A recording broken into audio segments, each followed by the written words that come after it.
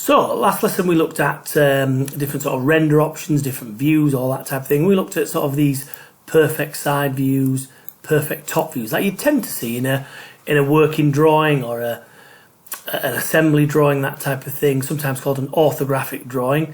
Obviously you quite often see them for architecture, sort of building plans, all that type of thing. So we're going to look at how we create a basic drawing from our actual part. So I'm just going to change it back to shaded, put it full screen.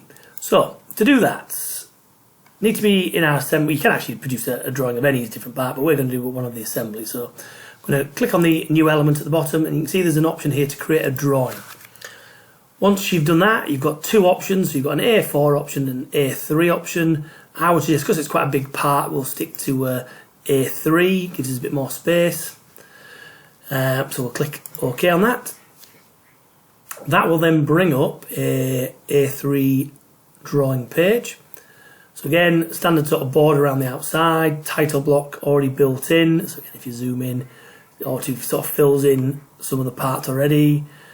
You know, gives us the idea of that way we could put a title, scale that we're drawing out, what materials we can add on there, what finish we could use, and it's also got this idea of what angle projection. We'll talk about that a different lesson. So obviously that's our basic drawing page. We then need to actually add in our part. So again, I could do it from each individual part, but we're actually going to use assembly. So I'm going to come over to this section here where it says assemblies and click on assembly 1. Once I've done that, again, it brings up this sort of insert view. So at the moment it's going to put a front view on. You can see it previewing that already, and you can see it automatically has sort of tried to scale it so I can fit that information on the page.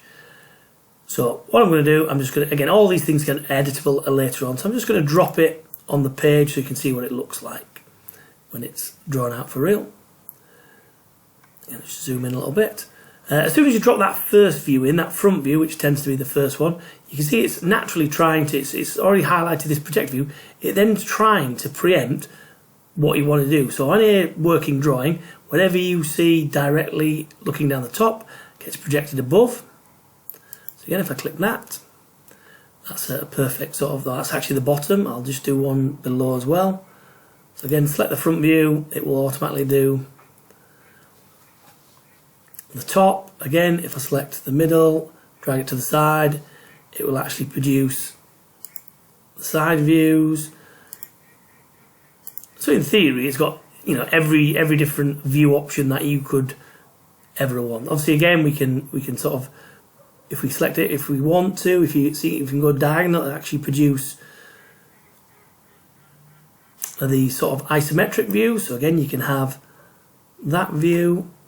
So I'll just position that there. Again, once you're happy with all the different views you can, I would unclick or unselect the projected view, because then it allows you to move it around. So then we might, more often than not, we have the 3D view in the top corner. You'll see when I move the middle one, these tend to all align themselves. And again, if we zoom in, it's thinking the idea of which views we actually want, which views are useful to us, all that type of thing. Sometimes we need all 4 views on, sometimes, quite often not, we just include 3 views, because realistically that and that are exactly the same view, so I wouldn't need to worry too much about that. So I'd probably select that one and delete. So I'm just literally selecting it to all goes over and delete it on my keyboard.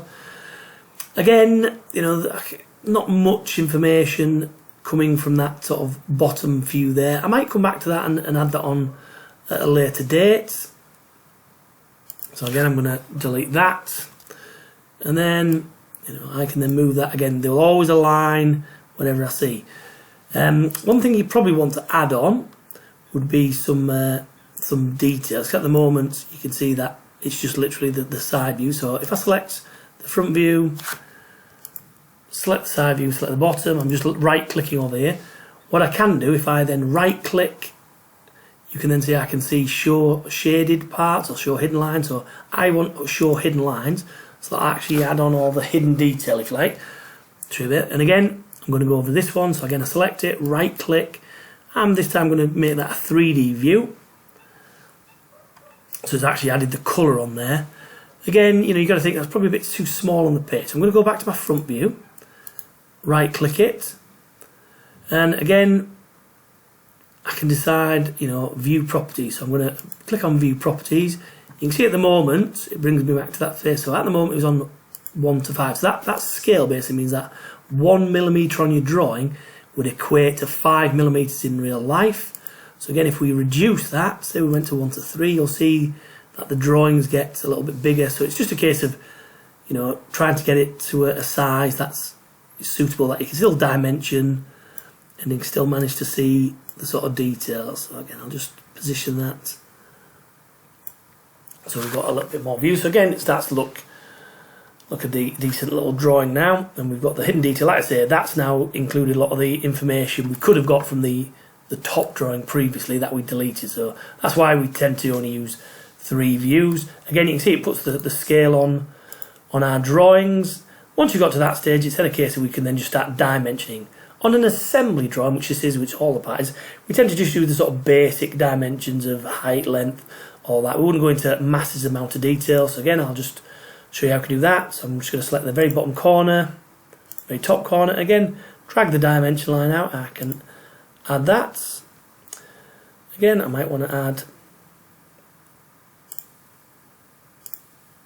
that. Again, if you just zoom in there, you'll see, again, as I get close, it tries to want to align all my dimensions because that's realistically how it should be done. Again, I'll add a thickness below. See there. Again, you know, if this sort of thing you think gets in the way a little bit, let me just click escape. If you get that box up